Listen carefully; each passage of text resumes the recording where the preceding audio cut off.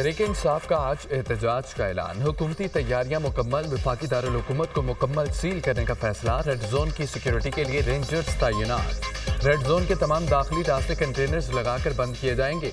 26 number चुंगी और टेक्सला के मुकाम पर जीटी रोड को कंटेनर्स लगाकर सील किया जाएगा। Faizabad interchange, IJP double road और मारगला रोड को भी बंद किया जाएगा। सिंगजानी, फैजाबाद, G11 चौक, गोलड़ा मोड़, फ्लाईओवर और अंडरपास पर कंटेनर्स पहुंचा दिए गए। खैबर पख्तूनख्वा के दाखिली और खारजी रास्ते बंद हैं। पेशावर मोटरवे मुख्तलिफ मकामात से बंद। A1 को कटी पहाड़ी से कंटेनर्स लगाकर मुकम्मल तौर पर बंद कर दिया गया। इस्लामाबाद की तरफ जाने वाले तमाम रास्ते सील कर दिए गए। पिंडी बटियां से फैसलाबाद M4 को भी मुख्तलिफ मकामात से बंद कर दिया गया। हारूनाबाद, बुरहान और बर्मा में मुकाम पर मोटरवे बंद हैं। वहाँ कैंट और मियाँ खान के करीब से जीटी रोड को भी बंद कर दिया गया। रेस्ट एरिया में हैवी मशीनरी पहुंचा दी गई।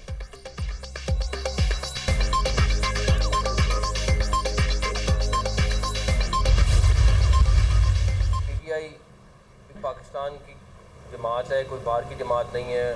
उनको मैं कहूँगा कि जब कोई हेड ऑफ स्टेट यहाँ पे मौजूद हो और आप उस टाइम प्लान कर रहे हो कि हमने इस्लामाबाद के ऊपर धावा बोलना है, ये किसी भी तरीके से मुनासिब नहीं है। किसी सूरत भी धावा इस्लामाबाद पे बोलने की ना इजाज़त है, ना उनको ये ज़ेब देता है एज अ पाकिस्तानी। अब अगर कोई ये करेगा, उनको भी मैं एडवांस बता रहा हूँ कि उनके लिए किसी किस्म की भी कोई नरमी तवक्को ना करे। किसी को इस्लामाबाद में दावा बोलने की इजाज़त नहीं देंगे। वज़ीर दाखिला मोहसिन नकवी का दो टोक ऐलान। कहा कि एहतजाज रोकने के लिए हर हद तक जाएंगे। इस दफ़ा पुलिस पसपा नहीं होगी। पुलिस के इंतजामात मुकम्मल हैं। FC रेंजर्स भी तैयार है। फौज और पैरा मिलिट्री फोर्सेस को इस्लामाबाद तलब कर लिया गया। अगर कोई एहतजाज करेगा तो किसी किस्म की नरमी की तवक्को न रखे। हमने पूरा बंदोबस्त किया हुआ है, फिर हमसे कोई शिकवा न करे। गैर मुल्की सरबराहान ममलिकत की मौजूदगी में एहतजाज मुनासिब नहीं। वज़ीर आला खैबर पख्तूनख्वा अपने फैसले पर नजरसानी करें। सिंगजाई ताउन तंजीम इजलास को हमने यकीनी बनाया। SCO कॉन्फ्रेंस की कामयाबी हर पाकिस्तानी की कामयाबी है।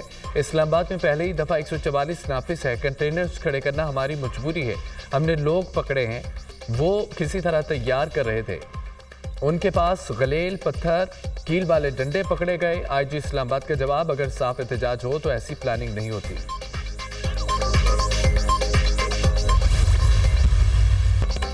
इस्लामाबाद में हर सूरत जलसा होगा, ये हमारा आईनी हक है। हम पर बनाए गए तमाम केसेस बोगस हैं। हमारे लोगों को गैर कानूनी हिरासत में लिया गया। अपोजिशन लीडर उमर अयूब की सरगोदा में मीडिया टॉक। कहा, हुकूमत अपनी करप्शन छुपाने के लिए आइन में तरमीम चाहती है, ऐसा नहीं होने देंगे। हुकूमत लंदन प्लान के तहत चल रही है। नवाज शरीफ के प्लेटलेट्स तेजी से गिर रहे हैं, वो जल्द लंदन चले जाएंगे।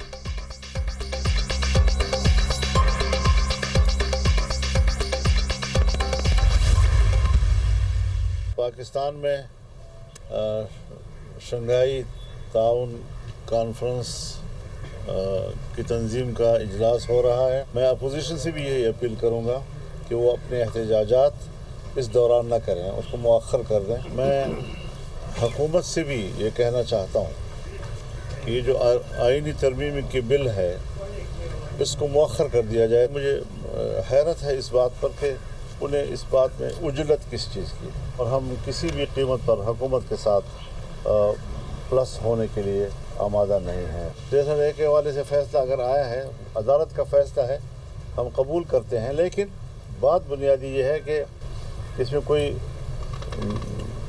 मैच फिक्सिंग नहीं होनी चाहिए। मौलाना फजल रहमान का अपोजिशन से एहतजाज न करने का मुतालबा। कहा कि SCO कॉन्फ्रेंस तक हम अपने इख्तलाफात बुला दें। सियासी इख्तलाफात को यकजहती में बदलना चाहिए। हुकूमत से अपील है कि आईनी तरमीम SCO कॉन्फ्रेंस के अख्ताम तक मुअख्खर कर दें।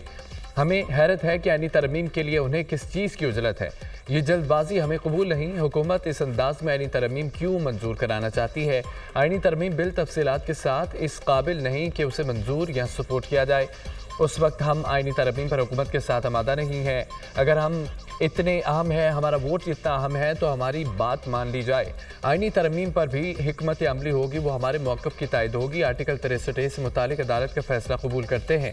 ये फ़ैसला सेल परचेज़ का ज़रिया नहीं बनना चाहिए। कोई मैच फिक्सिंग और ख़रीदो फ़रोख्त नहीं होनी चाहिए। पाकिस्तानी मुईशत ज़मीन बोस हो चुकी है। हुकूमत के पास मुल्की मुईशत बेहतर बनाने की सलाहियत नहीं।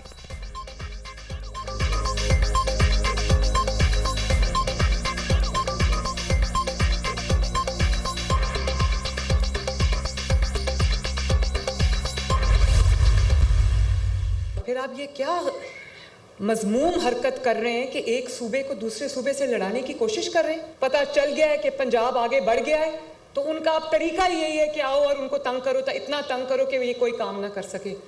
तो किसी भूल में ना रहना, ये दहशतगर्दों को कैसे निमटना है ये अच्छी तरह आता है मरियम नवाज शरीफ। जहनी मफलूज लोगों से काम होता है, ना किसी को करने देते हैं।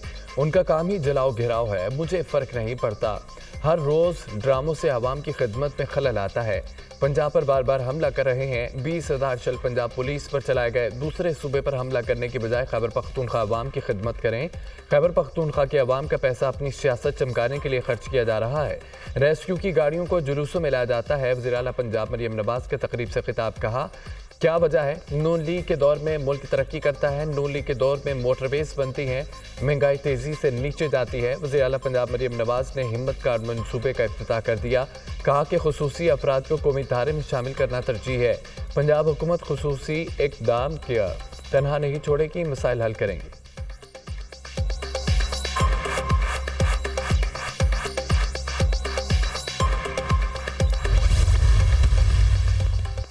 सुप्रीम कोर्ट के बाहर वकला के एहतजाज का मामला। वफाकी पुलिस ने चेयरमैन PTI समेत 20 वकला के खिलाफ मुकदमा दर्ज कर लिया।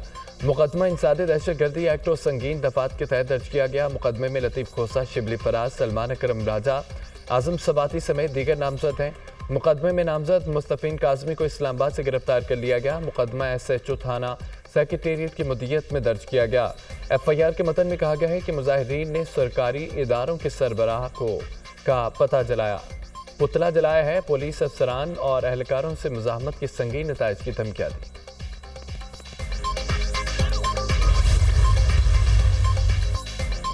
पंजाब हुकूमत ने लाहौर में 6 दिन के लिए दफ़ा 144 नाफिज कर दी। सियासी इज्तिमात, धरने, जलसे और मुजाहिरों पर पाबंदी आयद। इतलाक 8 अक्टूबर तक होगा। नोटिफिकेशन जारी। दफ़ा 144 के नफाज का फैसला ज़िली इंतज़ामिया की सिफारिश पर किया गया। अमन अमान के क़याम, इंसानी जानों और अमला के तहफ़्फ़ुज़ के लिए दफ़ा 144 नाफिज की गई। अवामी आगाही के लिए दफ़ा 144 के नफाज की बड़े पैमाने पर तशहीर की हिदायत की गई। तर्जमान महकमा दाखिला पंजाब। सुप्रीम कोर्ट ने आर्टिकल 63A से मुतालिक फैसला कलअदम करार दे दिया। अदालत ने आर्टिकल 63A की तशरीह की नज़रसानी दरख्वास्तें मंजूर कर लीं। 5 रुकनी बेंच ने मुतफ़िका तौर पर फैसला सुना दिया। तफसीली फैसला बाद में जारी किया जाएगा।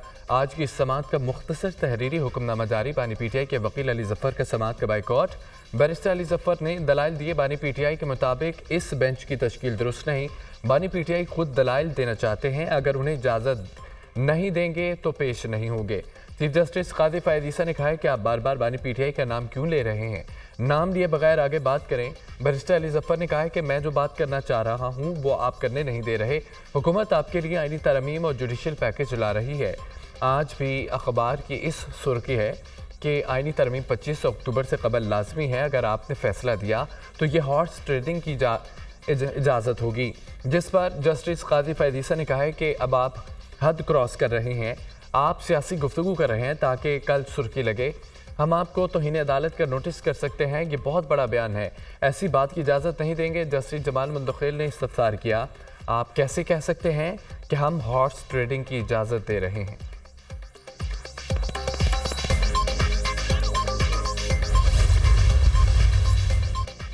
सियासी जमातें जज या चीफ जस्टिस के मातहत नहीं होती। जज कौन होता है कहने वाला कि कोई रुकन मुनहरफ हुआ। सियासी जमातें अपने सरबराह के मातहत होती हैं। चीफ जस्टिस कादी फ़ायद ईसा के आर्टिकल 63 नज़रसानी केस के दौरान रिमार्क्स बैरिस्टर अली ज़फ़र ने बतौर अदालती मुआवन दलाइल दिए। सुप्रीम कोर्ट बार की असल दरख्वास्त तहरीक अदम इत्तेमाद में वोटिंग से मुतालिक थी। सुप्रीम कोर्ट ने सुधारती रेफरेंस आईनी दरख्वास्तों को गलत तौर पर एक साथ जोड़ा। अदालत ने आईनी दरख्वास्तें ये कहकर निपटा दी कि रेफरेंस पर राय दे चुके नज़रसानी का इदारा इख्तियार महदूद होता है। चीफ जस्टिस पाकिस्तान ने कहा है कि कोई आइन या सजाए मौत से नाखुश हो सकता है, लेकिन अमल दरामद करने के सब पाबंद होते हैं। क्या कोई जज हल्फ उठाकर कह सकता है कि आइन के शिक से खुश नहीं है? हर डिक्टेटर कहता है कि तमाम करप्ट अरकान असम्बली और ऐवान को ख़त्म कर दूंगा। सब लोग मिलिट्री रिजीम ज्वाइन कर लेते हैं, फिर जमहूरियत का राज शुरू हो जाता है।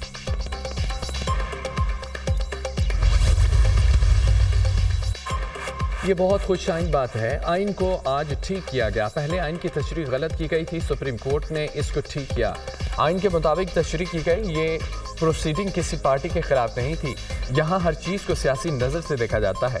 माहिर कानून एहसन बून की दुनिया न्यूज़ से खुसूसी गुफ्तगू। माहिर कानून जस्टिस रिटायर्ड इबादुर रहमान ने कहा कि अदालती बाइकआउट से पहले अली जफर ने बुनियादी नुक्ता भी उठाया। यह आर्टिकल 63A का मसला शुरू से सवालिया निशान था। असल जजेस को बेंच से माइनस कर दिया गया। सवालात उठ रहे हैं, कहीं नहीं लिखा कि 2 मेंबर्स हों तो क्वारम पूरा हो जाएगा। माहिर कानून जस्टिस रिटायर्ड शाहिद जमील ने कहा कि इस फैसले को इतनी उजलत में सुनना सवालिया निशान है। इस फैसले की टाइमिंग ठीक नहीं थी, अगले आईनी तरमीम पर भी जा रही है। पीटीआई का एतराज़ है कि ये हॉर्स ट्रेडिंग का रास्ता खोला जा रहा है।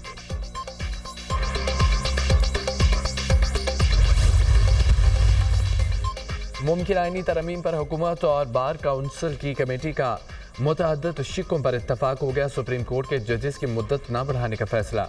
वफाकी आईनी अदालत के जजेस की रिटायरमेंट की मुद्दत 68 साल और सुप्रीम कोर्ट के जज की रिटायरमेंट की मुद्दत 65 साल बरकरार रखने का फैसला। आईनी अदालत के जज की मुद्दत में 3 साल का इजाफा होगा।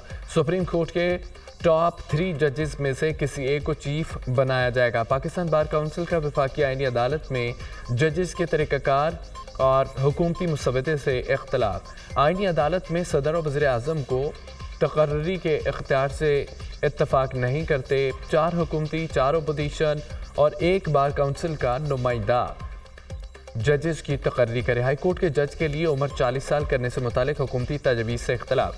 हाईकोर्ट जज की तकर्री के लिए उम्र कम अज़ कम 45 साल होनी चाहिए।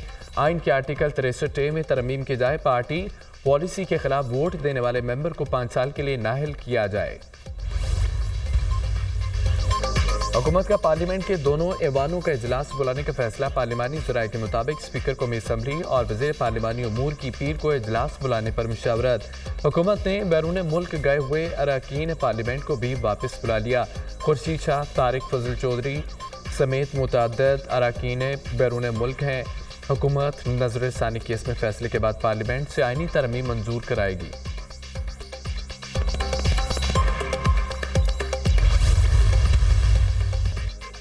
मलेशियन वज़ीर-ए-आज़म का पाकिस्तान के साथ तिजारत बढ़ाने पर इत्तफाक। पाकिस्तान से चावल की बरामदात में इजाफे पर भी रजामंदी। वफाकी वज़ीर इत्तलात अता तारड़ ने कहा है कि वज़ीर-ए-आज़म दातो सिर अनवर इब्राहिम ने वज़ीर-ए-आज़म शहबाज शरीफ की कारकर्दगी की तारीफ की, उनकी काविशों को सराहा। मलेशिया के पाकिस्तान के साथ तिजारत और सरमायाकारी समेत मुख्तलिफ शोबों में ताउन बढ़ाने पर इत्तफाक भी किया गया।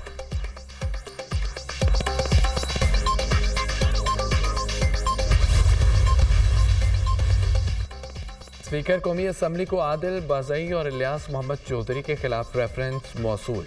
आदिल खान के खिलाफ नून लीग और इलियास चौधरी के खिलाफ रेफरेंस काफली की तरफ से दायर किया गया। रेफरेंस में कहा गया है कि मेंबरान ने बजट सेशन के दौरान पार्टी डायरेक्शंस की खिलाफवर्जी की। मुरवजा कवानीन के मुताबिक तमाम मेंबरान पार्टी गाइडलाइंस को फॉलो करने के पाबंद हैं। रेफरेंस में मेंबरान के खिलाफ फौरी कार्रवाई की इस्तदा की गई।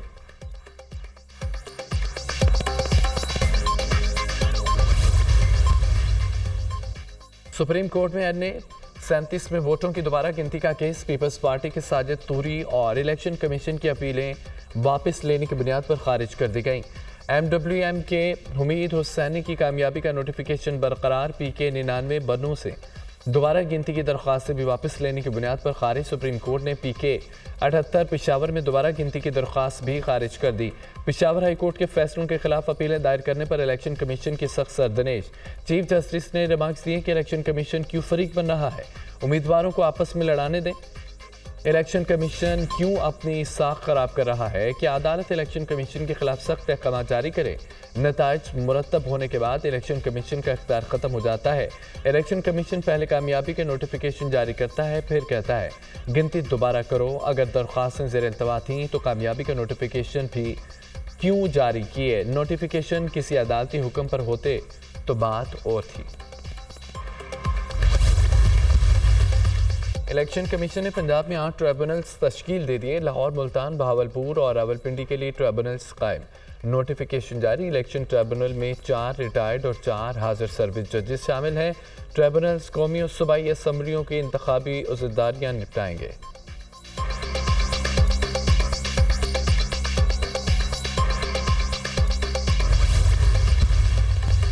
कांगो में कश्ती खौफनाक हादसे का शिकार 87 अफराद हलाक, लाशें निकाल ली गईं। कश्ती को हादसा झील क्यों में पेश आया। कश्ती पर 278 अफराद सवार थे, 40 को जिंदा बचा लिया गया। दीगर अफराद की तलाश जारी है। लाशों की रिकवरी और शनाख्त में वक्त लग सकता है। आलमी मीडिया